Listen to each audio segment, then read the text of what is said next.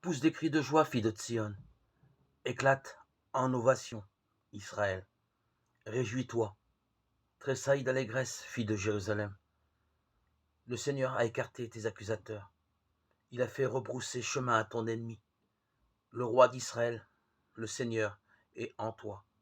Sophonie 3, 14-15. La gaieté serait née d'une grande confiance, celle que donne la certitude d'être accepté sans condition, tel que l'on est, et qu'enfin,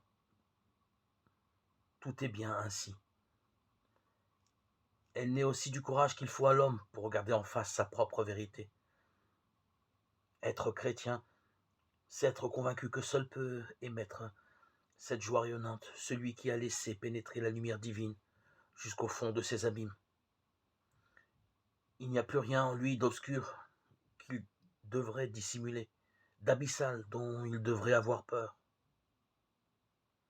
C'est libre de tout souci qu'il traverse le monde.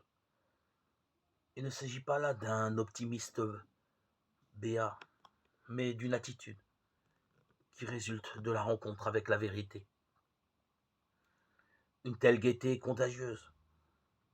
Au voisinage d'un être qui en est rempli, il est impossible de s'entretenir de la fin du monde, ni de se lamenter sur ce qui n'y est pas en ordre. Il ne se bouge pas les yeux devant la réalité concrète de ce monde, mais il voit tout dans une autre perspective.